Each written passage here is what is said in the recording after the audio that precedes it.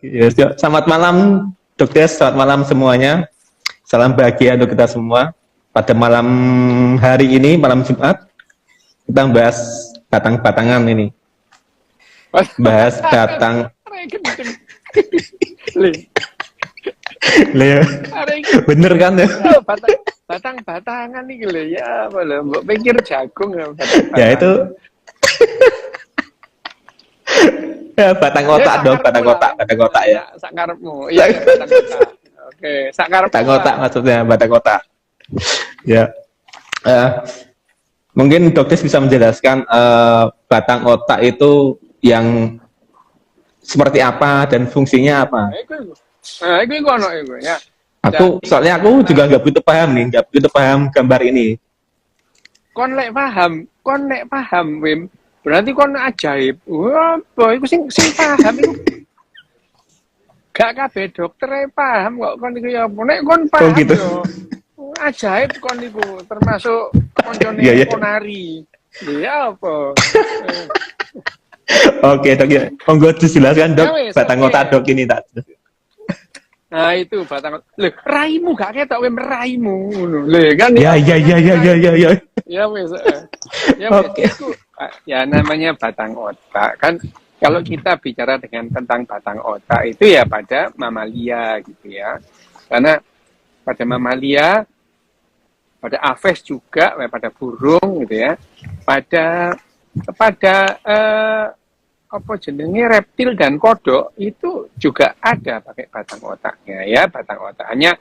Kalau kita ngomong reptil itu yang ada adalah batang otak dan otak tengah itu pada reptil gitu ya. Otak tengah kita itu.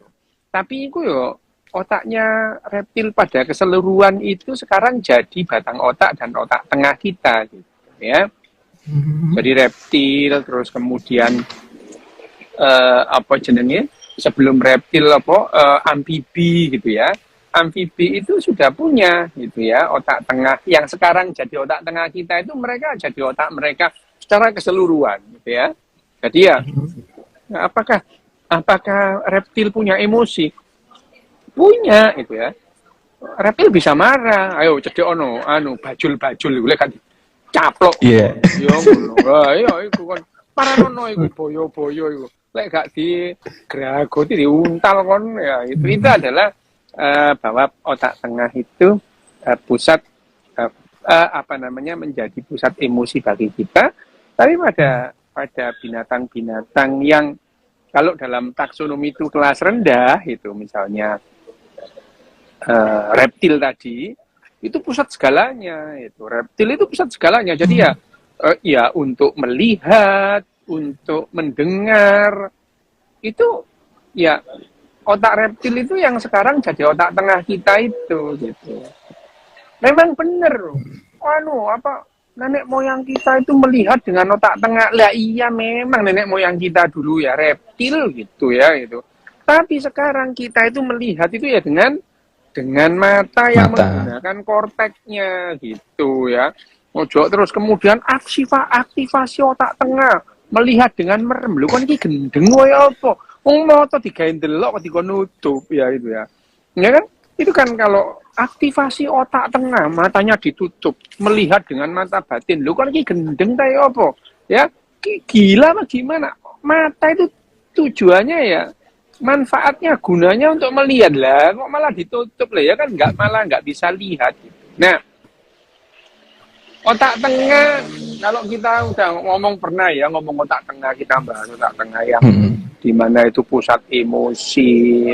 Nah, otak atau batang otak atau brainstem atau batang otak itu bagi manusia itu adalah mengendalikan aktivitas dasar kehidupan gitu ya.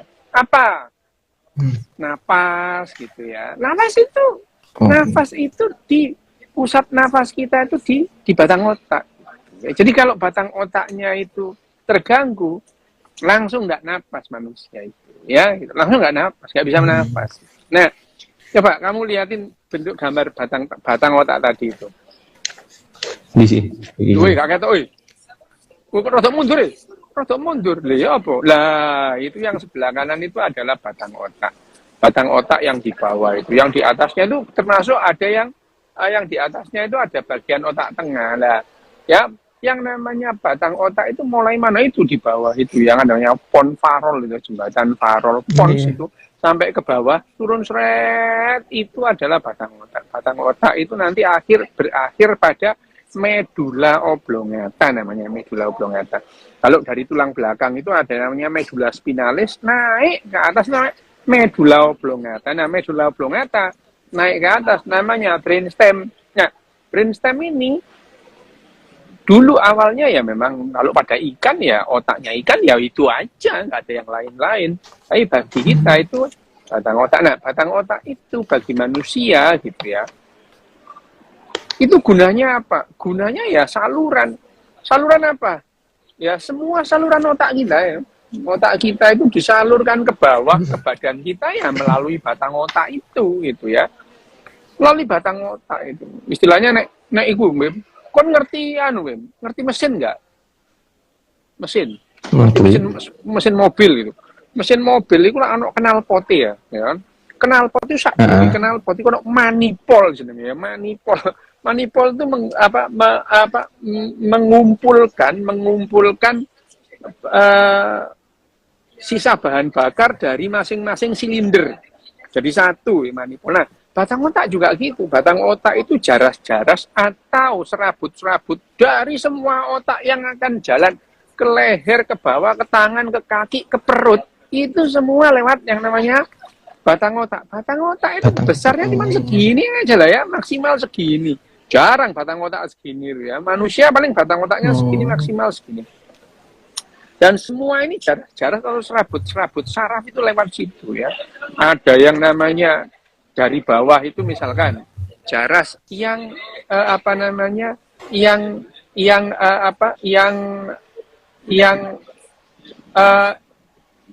membawa atau menyalurkan rasa nyeri gitu ya. Ada yang namanya tractus spinothalamikus. Jadi mulai bawah itu dia naik ke atas itu sampai di ke talamus. Jadi mulai dari kaki, dari tangan itu ya, masuk tulang belakang. Nah, itu ada yang namanya tractus spinothalamikus. Jadi dari spinal dari tulang belakang ke talamus namanya tractus spinothalamikus. Ada yang untuk gerakan gitu ya. Yang untuk gerakan kita itu ya, gerakan kita semua itu sama gitu ya. Dari korteks ke spinal gitu ya, kortikospinalis. Jadi jaras yang namanya tractus kortikospinalis dari korteks ke spinal gitu ya. Jadi semua itu lewat batang otak tadi. Gitu ya. Jadi ada spinothalamikus, terus kemudian kortikospinalis itu semua lewat situ. Jadi kalau batang otak terganggu, gitu ya, semua ya terganggu. Ya semua terganggu. Tapi kalau misalnya bisa nggak misalkan korteknya terganggu tapi batang otaknya nggak terganggu? Ya ada gitu ya. Jadi misalnya kalau kita ada nggak otaknya itu otak korteknya rusak, otak tengahnya rusak, tapi yang namanya batang otaknya nggak terganggu? Bisa itu. Bisa, jadi dia masih bisa nafas gitu ya. Masih bisa nelan gitu ya, masih bisa batuk. Jadi batuk, menelan gitu ya. Itu dari dari batang otak. Nah, itu refleks-refleks batang otak itu kalau pada orang yang mau mati, yang kalau kelihatan mati, yang diperiksa terakhir itu adalah refleks-refleks batang otaknya. Refleks batang otaknya masih ada enggak? Kalau masih ada, orang ini belum mati gitu ya. Orang ini belum mati. Gitu. Itu adalah batang otak fungsinya. Nah, di batang otak sendiri misalnya, ada enggak di batang otak itu pusat-pusat misalnya yang penting untuk mengendalikan, misalnya untuk melihat tuh ya. Ada gitu, misalkan gerakan bola mata ini ya, gerakan bola mata. Gerakan bola mata itu disarafi oleh saraf nomor 3, saraf nomor 4, dan saraf nomor 6 dari saraf kranial itu, ya itu. Dusen oculomotorius, gitu ya. Jadi itu nggak usah dihafal, no, nggak penting, gitu ya. Tapi saraf nomor 3, saraf nomor 4, kon nggak usah ngapal, no, Wim, nggak penting, gitu. Pokoknya ngerti yo, itu di batang otak, gitu ya. Untuk ototnya, matamu itu kan bisa ngelirik, Rono, coba malah ngelirik, nggak dukur, kayak wong step kon, ya, kayak wong step, ya. Dikerjain dia. Ya wong step. Oke. Oh, ngelirik mendukur, ngelirik ngimi, gitu ya. Penari Bali itu dia ngelirik itu menggunakan otot-otot bola matanya. Nah, otot-otot bola mata digerakkan itu adalah dari saraf kranial nomor 3, nomor 4, dan nomor 6. Sudah lagi saraf nomor 7. Nomor 7 itu apa? Ini otot-otot wajah ini. Otot-otot wajahmu itu saraf nomor 7, gitu ya. Nah, saraf nomor 5 untuk apa? Untuk merasakan di daerah wajah itu. Jadi saraf nomor 5. Jadi kalau ada namanya nervus trigeminus itu ya, nervus trigeminal. Jadi kalau kamu nyeri itu karena ada terganggu di saraf itu, ada di bagian-bagian tertentu di wajah. Nah, itu ada yang namanya saraf nomor 8 untuk pendengaran dan keseimbangan gitu ya. Ada saraf nomor 9 glosofaring. Nah, saraf nomor 10 itu namanya nervus vagus itu. Namanya nervus vagus atau saraf pengembara. Itu ya, saraf itu keluyuran sampai ke bawah-bawah. Itu disebut pengembara karena saraf nomor 10 itu keluyuran sampai di usus, di selaput-selaput yang ada di dalam perut gitu ya. Sampai ke yang namanya skrotum itu ya. Biji pelermu ya, kantong zakarmu itu sampai ke sana itu. Makanya namanya saraf nomor 10 itu. Itu dari batang otak sampai keluyuran sampai ke bawah gitu ya. Nah, ada yang nomor 11 dan saraf nomor 12 gitu ya. Jadi ada 12 saraf kranial itu apa yang dari batang otak. Nah, kalau kemudian kita itu memeriksa misalkan batang otaknya ini sudah mati apa enggak, saraf-saraf ini diperiksa semua gitu ya. Mulai dari apa? Itu dari yang namanya pupil mata. Ini ya, mata, pupil yang di tengah itu. Membesar, mengecil itu. Membesar dan mengecilnya pupil mata itu dipengaruhi oleh 2 saraf. Saraf nomor 2 ya, saraf optik, dan saraf nomor 3 gitu. Jadi kalau disinari gitu, terus kemudian dia memberikan rangsangan pada saraf nomor 3, terus jadi dia mengecil gitu ya. Itu melihat. Jadi kalau misalkan orang itu ini sudah dijewet, diem aja, udah diem, ini mati apa enggak ini gitu ya. Biasanya dokter akan melihat pupil matanya itu. Kalau pupil matanya masih gerak-gerak, orang ini masih hidup gitu ya. Orang ini masih hidup gitu. Jadi masih hidup, belum mati gitu ya. Artinya belum mati batang otak. Jadi mati pada manusia itu bertingkat itu ya. Bertingkat mati itu. Jadi batas mati itu yang mana itu makanya kalau dengan orang mati apanya dulu gitu. Mati itu dalam manusia itu ada yang mati, misalkan mati batang otak gitu ya. Itu mati sudah gitu. Mati. Berarti mati batang otak itu mati total. Otaknya tidak bekerja sama sekali ya. Sudah tidak ada aktivitas di otaknya. Itu yang namanya mati batang otak, Wim. Ya, jadi mati batang otak itu otaknya tidak ada aktivitas sama sekali sampai batang-batangnya tidak ada aktivitas. Nah, secara klinis orang yang seperti ini disebut mati gitu. Tapi jantungnya masih berdetak bisa karena jantung itu bisa berdetak sendiri meskipun otaknya sudah mati gitu ya. Jadi jantung itu mempunyai saraf otonom di situ, dia bekerja sendiri gitu ya. Jadi orang mati batang otak itu jantungnya masih berdetak gitu ya. Terus kemudian pencernaannya masih bisa mencerna makanan, dikasih makanan, dan menelan nggak bisa. Tapi kalau misalkan dipasang sonde, selang, terus masuk ke lambung ya, selang itu terus kemudian di lambung, dia dicerna oleh lambung seperti orang biasa gitu ya. Itu yang namanya mati batang otak. Yang tidak bisa apa? Dia tidak bisa napas. Ya terus diapakan supaya dia tetap hidup gitu ya, jantungnya, perutnya dan semuanya itu masuk ventilator gitu ya, ventilator sebagai gantinya paru-paru yang bergerak gitu. Sampai kapan? Oh, sak mate di Jepang itu, kalau yang di Jepang ya, di Jepang itu ada yang namanya bansal mati batang otak gitu ya.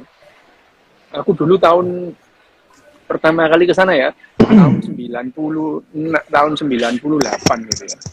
Ya kita itu tahunya yang namanya, aku ini ya tahunya orang mati batang otak kalau di rumah sakit Karangkenjangan itu paling suwe yo.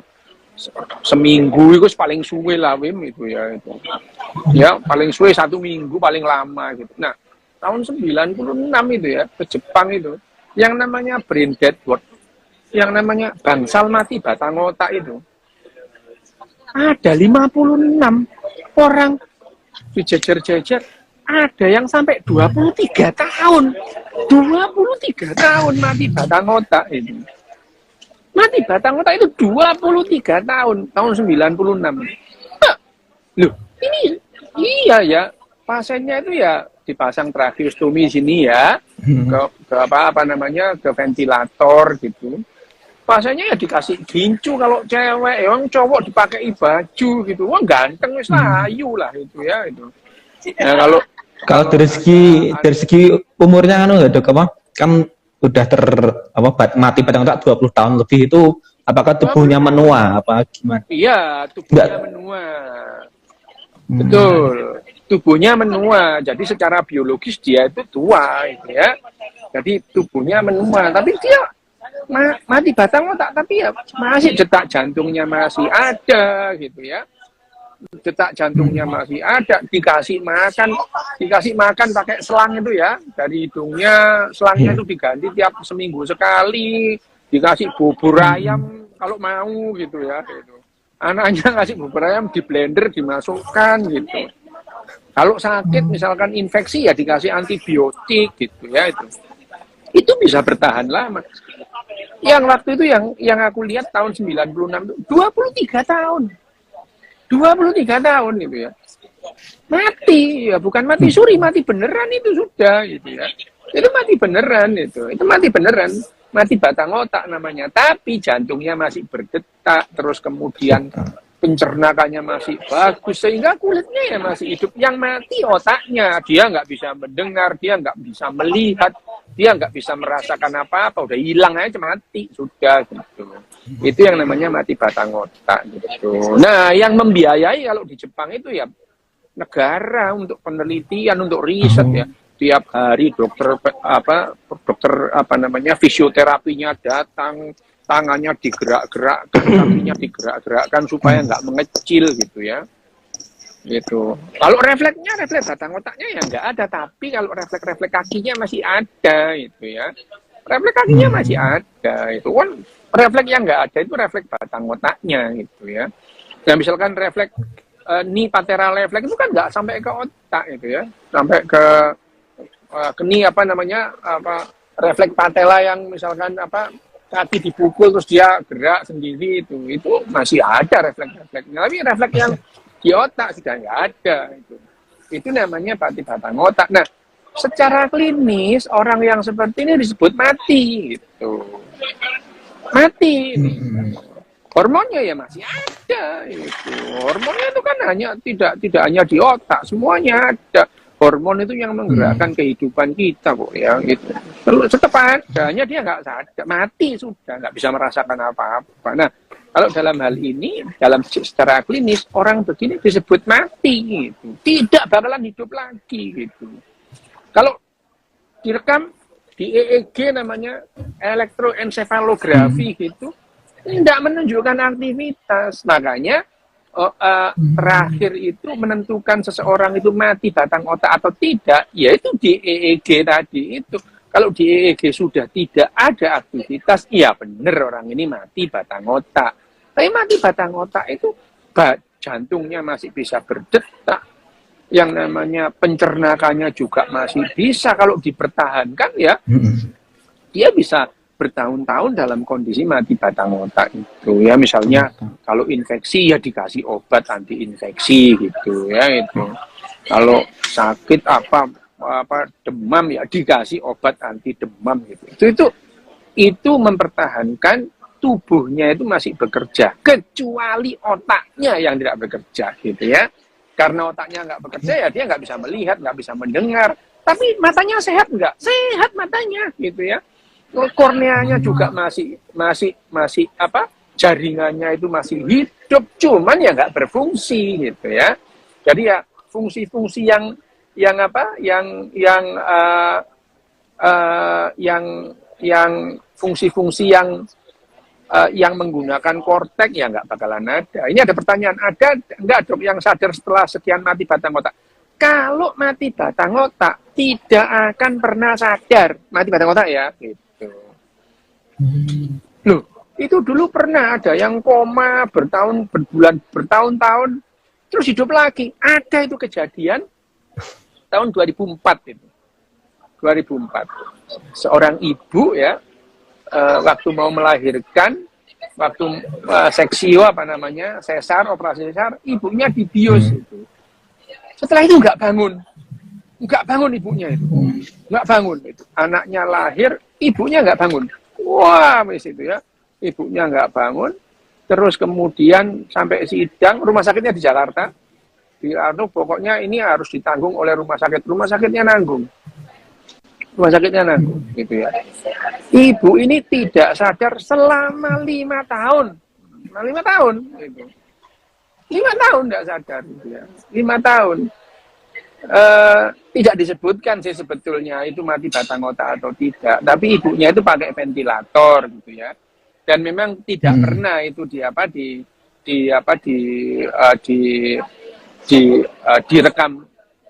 EEG itu tidak pernah. Nah, suatu saat suaminya itu menyatakan ke rumah sakit, sudah dilepas saja, sudah biar pergi. Gitu. Lah rumah sakitnya nggak mau. Gitu. Rumah sakitnya nggak mau. Nanti kalau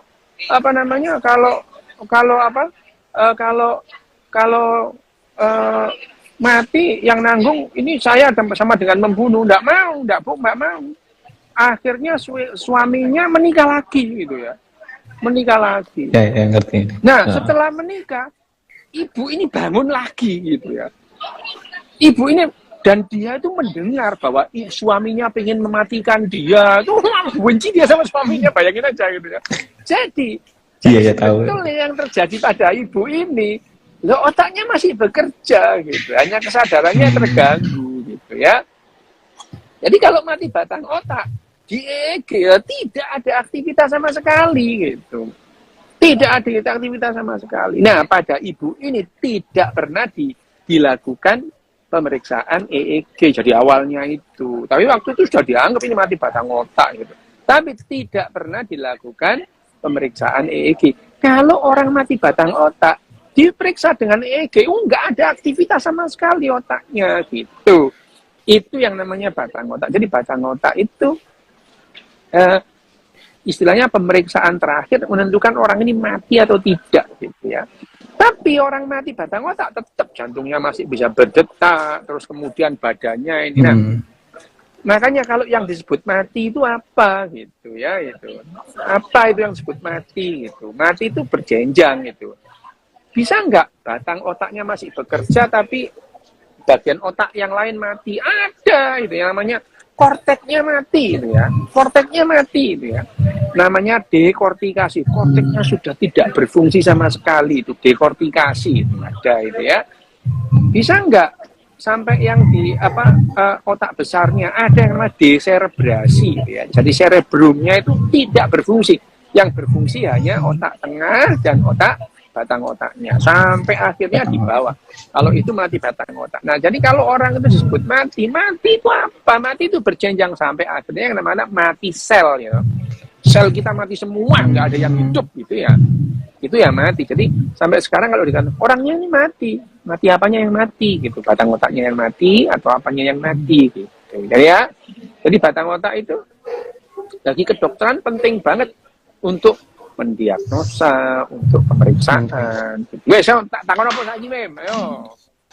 Ini dok, aku kan masih bingung deh. Ini kan ada saluran menuju apa sumsum tulang belakang. Dan jadi itu sebetulnya itu otak itu ini apa tulang belakang itu berarti nyambung dengan otak dok? Apa atau gimana? Ya, gini loh, tulang belakang bukan tulangnya, di tengah tulang belakang itu ada sumsum tulang belakang gitu, di dalamnya itu. Tak kaplok kan Bu.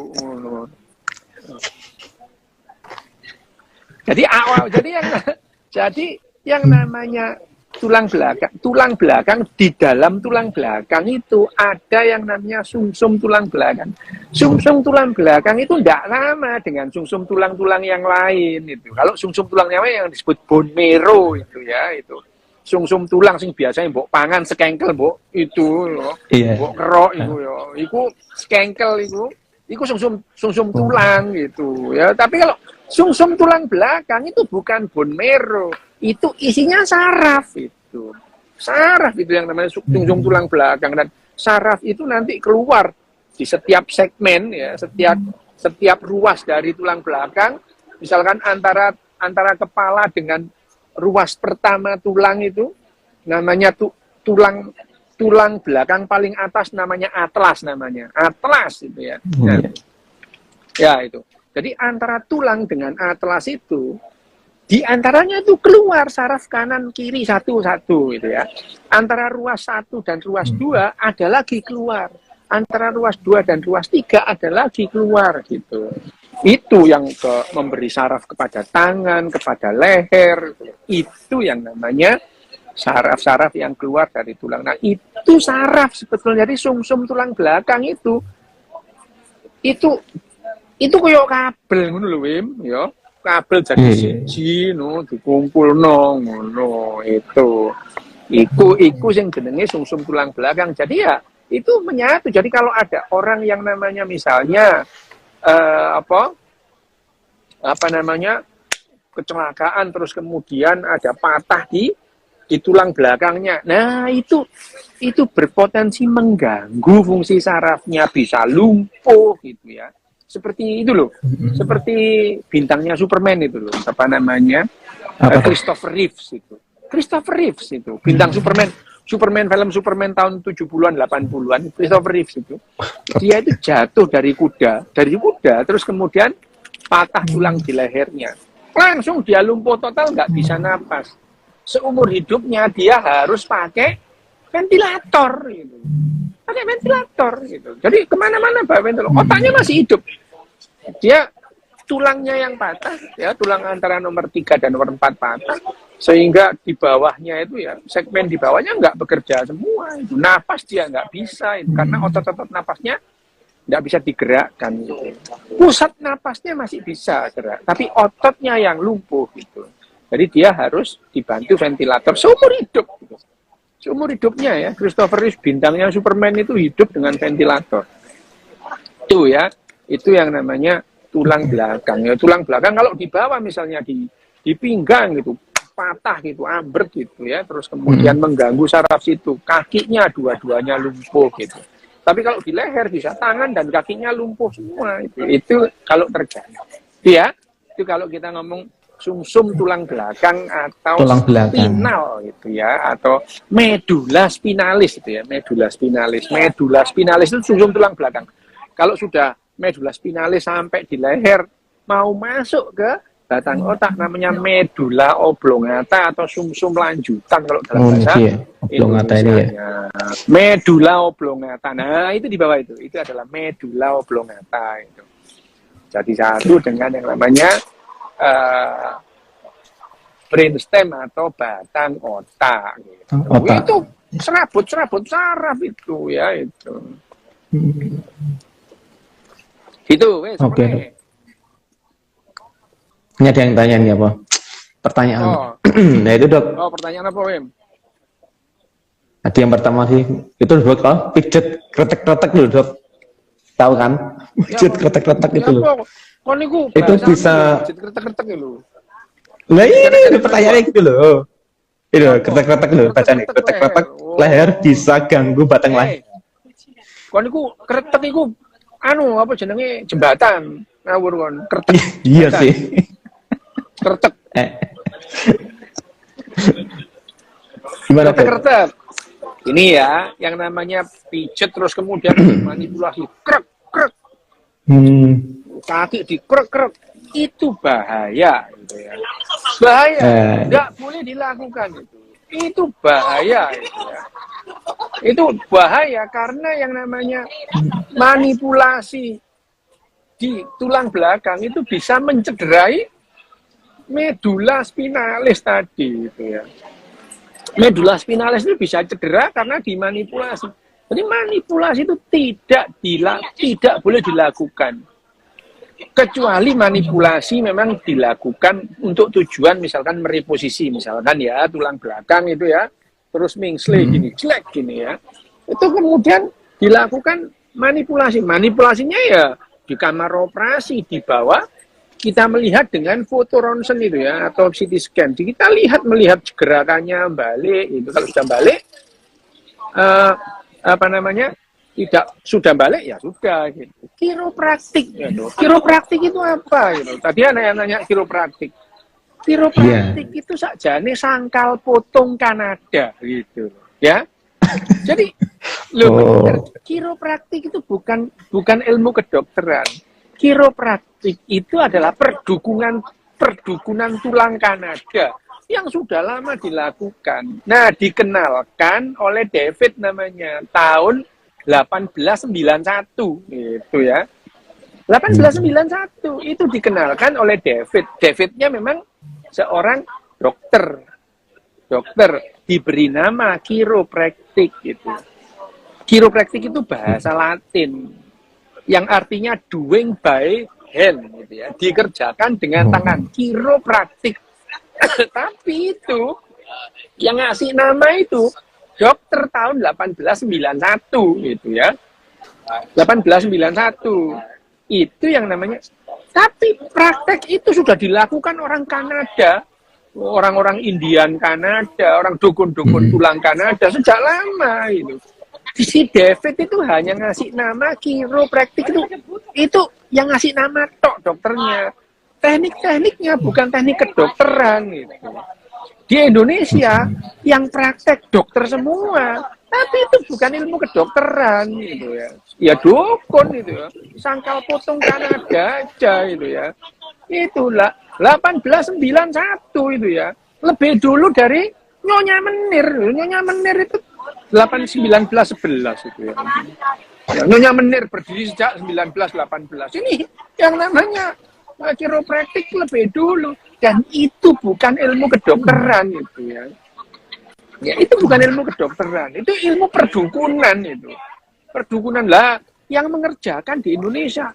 Lah di Indonesia dokter setengah dukun yo akeh gitu. Ya, ambek dukun Kanada yang enggak apa-apa gitu ya itu. Gitu itu ya. Berarti itu ya, jadi dukun pijet juga. Dukun pijet ya. Dukun pijet sih, dukun pijet. Nah, dukun pijet itu tidak boleh manipulasi pada tulang belakang, itu tidak boleh dilakukan tanpa bantuan X-ray itu ya. Fluoroskopi, jadi dilihat terus itu pada saat dimanipulasi. Kalau misalkan ada yang dislokasi itu ya, tulang belakang dislokasi itu harus di bawah di bawah guiding melihat fluoroskopi atau CT scan langsung, jadi kelihatan dia bergerak, klek. Itu nggak boleh itu. Tapi kalau ya dukun ya boleh-boleh aja, ponari mau ngapain ya terserah, itu bukan kedokteran itu ya. Jadi kiropraktik itu bukan kedokteran. Itu banyak yang berhasil nyeri punggung ya, orang yang sakit punggung atau sakit leher, sakit pinggang atau sakit leher, 70% itu nggak diapa-apain, itu nyerinya hilang itu. Jadi kalau misalkan orang ke kiropraktik 70% sembuh, lah wong nggak diapa-apain 70% juga sembuh kok gitu ya. gitu ya. Berarti boleh dilakukan yang penting atas panduan X-ray, boleh, tapi kalau ada dislokasi gitu. Misalkan HNP tidak boleh dimanipulasi gitu. Tidak boleh gitu. Tidak boleh dimanipulasi gitu ya. Misalnya ada listesis, tidak boleh dimanipulasi. Listesis itu misalkan ya, ada tulang itu bergeser gitu ya, spondilistesis. Dikembalikan itu dengan operasi gitu. Tidak boleh dimanipulasi, itu akan mencederai sarafnya gitu. Gitu. Tapi ya memang kok gitu. Memang kalau soal kedokteran itu orang itu paling nggak masuk akal gitu. Kalau yang lainnya itu serahkan ahlinya gitu ya. Tambal bani bocor serahkan ke ahlinya, mau jahit keserahkan ke ahlinya gitu ya, tukang jahit, mau ngelas ya ke tukang ngelas. Lu giliran sakit lu kok nggak ke dokter gitu, nang kowe repot, sampai kowe buat apa kowe? Dia tak itu syuting dia dok. Tak tambani lah dok, tak tambani. Ini pertanyaan kedua juga. Tambani apa kon? Tambani apa kon? Nambani sing rasa ditambani dok. Kalau ini penyakit ayan, itu bagian otak mana yang rusak? Epilepsi gitu. Epilepsi. Kalau epilepsi itu gangguannya di kortikal, di kortek gitu. Di kortek gitu ya. Tapi yang namanya epilepsi itu macam-macam gitu ya. Epilepsi itu bukan hanya kejat-kejat gitu, enggak. Epilepsi itu macam-macam. Ada yang mulai yang namanya petit mal gitu. Petit mal epilepsi sampai yang namanya grand mal. Kalau kamu lihat grand mal epilepsi itu yang orang kejat-kejat sampai keluar busanya itu. Berbusa. Itu yang namanya grand mal itu. Kalau petit mal itu cuman bengong aja. Tapi dia blank gitu. Bengong sebentar beberapa detik bengong gitu. Terus loh kaget gitu. Itu kalau orang kayak gini tuh naik motor bahaya banget gitu ya. Nabrak pasti itu ya, naik mobil. Makanya penderita epilepsi itu tidak boleh renang, tidak boleh nyetir. Itu membahayakan diri sendiri dan membahayakan orang. Waktu renang itu epilepsi nggak kelelep loh, itu bahaya itu ya. Jadi epilepsi itu gangguannya pada kortikal. Listrik di kortikalnya itu listriknya itu terganggu. Aliran listriknya terganggu sehingga menimbulkan bangkitan kejang. Nah, bangkitan kejang itu beda-beda. Mulai dari ada yang bangkitan kejang berupa nyeri itu ya bisa gitu ya. Itu tapi itu bukan grand mal kejang gitu. Ada yang namanya kejangnya itu cuman lokal aja. Cuman tangannya aja kedut-kedut gini deg. Itu juga epileptik ya, namanya seizure, itu juga kejang gitu. Jadi yang namanya epilepsi itu banyak tingkatannya, bukan hanya satu. Tapi gangguannya di mana? Di kortikal. Oke dok. Ini lagi dok. Ada yang tanya nih. Apakah pernah operasi batang otak? Dan berapa tingkat keberhasilannya? Loh lah, kalau nanya begini tuh ya tanya, pernah nggak ngobati penyakit? Lu pertanyaan itu loh gitu. Pernah nggak operasi batang otak? Tingkat keberhasilannya berapa? Sana, pernah nggak ngobati penyakit? Keberhasilannya berapa? Loh ya, batang otak itu ya, kalau dioperasi itu ya banyak sebabnya. Entah itu tumor lah, entah itu kista lah, gitu. Entah itu pendarahan lah, gitu. Jadi kalau pertanyaannya, berapa kemungkinan berhasilnya? Lola, batang otaknya sakitnya itu apa, gitu ya? Batang otak itu ya, Pak, bisa ada tumor di situ, ada kelainan pembuluh darah di situ. Keberhasilannya, ya lihat-lihat misalnya, tumor batang otak bisa dioperasi apa enggak? Loh, siapa bilang enggak bisa? Bisa, gitu ya. Wah, kalau tumor di batang otak nggak bisa, jari sopo gitu ya. Itu mesti jari sopir-sopir itu. Jari sopo gitu ya. Misalkan kelainan darah di batang otak, misalkan ada yang namanya AVM gitu ya. Arteriovenous malformation di otak. Boleh dioperasi nggak? Lah ya boleh gitu. Ya boleh. Itu. Ada aneurisma di batang otaknya itu. Misalkan aneurisma ya di batang otak itu ada pembuluh darah yang jalan itu ada aneurismanya. Ya dioperasi gitu. Jadi kalau misalkan tumor batang otak eksofitik gitu, keberhasilannya tinggi gitu. Keberhasilannya tinggi banget itu ya, keberhasilan tinggi. Tapi kalau misalnya tumor difus itu nggak ada batasnya itu, di mana-mana ada gitu. Dioperasi enggak? Operasinya itu menentukan untuk biopsi sedikit. Tujuannya apa? Menentukan ini tumornya apa gitu. Perlu diradiasi enggak gitu. Jadi kalau pertanyaannya pernah enggak operasi batang otak? Loh aku ini dokter bedah saraf, loh itu penggaweanku. Itu ya sama dengan tukang tambal ban ditanya, kamu pernah nambal ban enggak? Itu sing takon sapa sih? Sapa sing takon? Tadi mana? Ya sing takon sapa iku? Tak dibagi jenenge. Ndi, sing takon sapa? Ini. Satria itu. Satria lho. Ya. Jinjim dok. Pernah Pak.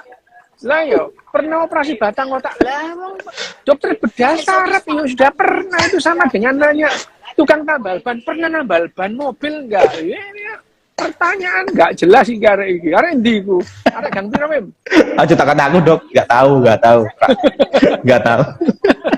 Ya. Aja dicegat. Jangan dicegat, Dok. Jangan mesake. Kasihan. Anak elek tuku lengo tak Uber. Aduh, ini Dok. Ya, jadi masih tentang saraf, Dok, ini. Apa? Saraf kejepit. Saraf kejepit itu bisa terjadi enggak pada bagian tulang belakang? Ya, bisa. Justru tulang belakang itu tempatnya saraf kejepit itu ya di situ gitu ya. Di situ. Lah ngobatinnya gimana, Dok? Ngobatinnya gimana, Dok? Dipijit lagi ya? Lho ya jepitane dihilangi lah. Mau tanganmu kejepit, misalkan tanganmu kejepit laci, obatnya diapakno, Wem? Ya ditarik. Buka sik lacine. Ya dibuka. Lah ya ngono, ya itu. Jadi kalau ada saraf kejepit, ya jepitannya dihilangkan itu. Apa? Berarti operasi, Dok? Jepitan. Iya. Operasi berarti dibuka, dibedah itu. Loh ya apa? Ngilangi jepitanku ya operasi lah. Mbok pikir mbok coba japu tai asu mbok ngono. Ya gak iso le ngono. Ngono dipijit-pijit ini lor di. Lah ya apa yang sing apa? Sing kejepit lehere sing mbok pijet tangane lho kan gendeng apa apa. Ya enggak, maksudnya misalkan kejepit sini lah di lho nang kene kejepit pintir-pintir. Misalkan Dok, misalkan. Tapi ono bener kon. Misalnya kejepit ini ya. Itu di sini tuh ada yang namanya kanal ya, karpal, ada tunnel ya, terowongan yang namanya carpal tunnel. Kalau itu kejepit, ini tangannya sakit, Mem. Ya, namanya carpal tunnel syndrome gitu ya. Nah, itu kejepit, ya, obatnya apa? Kejepitannya dihilangi, dibuka, dioperasi. Ngono. Oke. Ngono. Ya, kejepit di tulang belakang. Ya bisa obatnya, kejepit ya. Operasinya apa? Lah ya macam-macam. Lihat kejepitnya itu kejepit apa? Misalnya kejepit HNP, ya HNP-nya dihilangi. Terus kejepit karena tulangnya menclek gitu ya. Ya dibenerin gitu. Ya itu ya makanya saraf kejepit. Apa? Ya kejepit ya macam-macam. Oh, ya kejepit apa aja. Oke. Oh no. Siap Dok. Oke Dok. Ini Dok, lagi Dok tentang batang otak. Itu Dok, tulang ekor fungsinya untuk apa Dok? Tulang ekor fungsinya untuk apa? Ya untuk kan itu nyambung ke batang otak. Lho ya digelo barang tulang ekor mulai gak ono lan tepos kon bokongmu. Ya fungsinya apa ya? Membentuk bokong lek gak ono tulang ekor bokongmu tepos. Yo elek. Gitu. Fungsinya ya, dari sampai ke bawah itu sampai kalau yang di bawah itu sarafnya udah nggak keluar sih memang. Tapi kalau tulang ekor itu masih ada, itu menunjukkan bahwa nenek moyang kita dulu ekornya panjang gitu. Ekor depan atau belakang itu Dok? Apa? ekor depan atau belakang gitu kan Pak? Depan niku manuk, weh, duduk ekor, goblok. Oh iya Mas. Ya apa sih?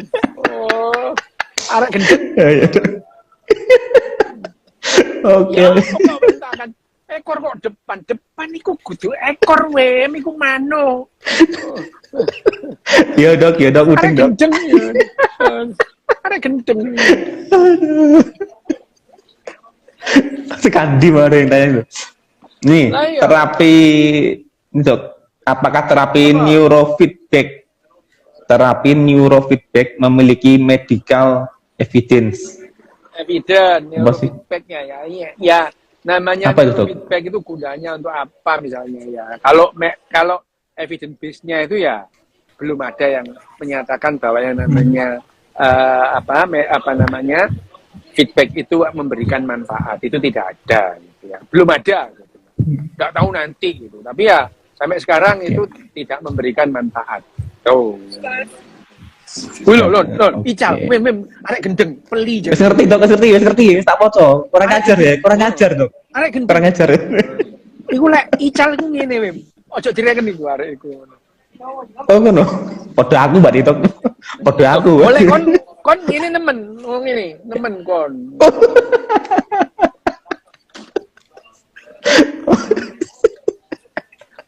Jan.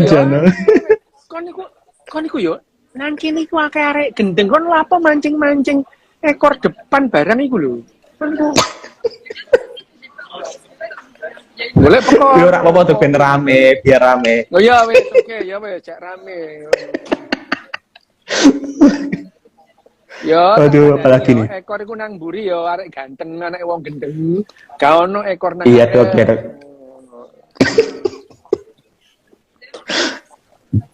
Ini dok, operasi otak lagi dok. Apa efek kalau operasi otak amigdala atau hipotalamus diambil? Apa efek sampingnya? Loh lah kalau amigdala hipotalamus nggak ada apa-apanya lah ngapain dioperasi gitu. Loh kecuali ada tumor di situ, tumornya diambil gitu ya. Ada dampaknya, ya jelas itu ya. Misalnya ini ya, ada nggak yang amigdala diambil? Ada itu ya. Misalnya pada operasi orang epilepsi, Wim, gitu ya. Orang epilepsi itu yang namanya amigdalo hipokampektomi. Hipokampusnya bukan hipotalamus ya itu. Ya, amigdalanya diambil, tapi ya enggak semua gitu. Misalnya itu yang namanya ada kalau ada epilepsi karena ada bagian otak yang mengeras gitu ya. Yang mengeras itu. Nah, mengeras itu terus kemudian itu diambil yang mengeras itu. Biasanya itu ada di daerah amigdala dan hipokampus. Jadi dilakukan amigdalo hipokampektomi gitu ya. Epilepsinya hilang, dia nggak kejang lagi gitu. Tapi biasanya dia akan mengalami perubahan emosi lah gitu ya, mesti ono gitu ya, mesti ada gitu. Hipokampusnya diambil, amigdalanya diambil, dia mengalami perubahan emosi. Misalnya tadinya dia itu tukang marah gitu ya, terus kemudian jadi senyum-senyum gitu ya, atau tadinya dia gembira jadi pemarah gitu ya. Itu ada itu ya. Psikopat enggak ada urusannya gitu ya, enggak ada urusannya. Psikopat itu kan karena di daerah frontalnya itu tidak bisa bekerja gitu ya. Jadi empatinya nggak bisa, jadi orbitofrontal korteknya atau saluran-saluran yang ke arah orbitofrontal korteknya itu yang terganggu ya gitu. Itu yang namanya psikopat. Ya, jadi psikopat itu karena gangguan pada otak empatinya. Otak empati di mana? Otak empati di orbitofrontal kortek atau bagian PFC ya, prefrontal cortex dan orbitofrontal cortex. Gitu. Dok, kasus Sambo mungkinkah dia berubah tidak punya empati? Ya enggak tahu. Orang aku enggak meriksa kok. Tanya. Belum dicek dok, belum diperiksa dok ya? Kan belum diperiksa. Gitu. Ya enggak tahu kok tanya saya. Gitu. YNTKS dok ya? YNTKS, Iya. ya enggak tahu kok tanya saya. Ya enggak tahu kok tanya saya. Gitu. Saya dok ada petuang bakso kayak dok. Lo ya, kan ngono, iya kan. Arek gendeng. Baca dok. Sebenarnya kemarin ada yang tanya, dok, apa? Ada yang tanya soal apa tuh kemarin di ya apa sih operasi otak itu? Neuroplasti apa neuro apa tuh?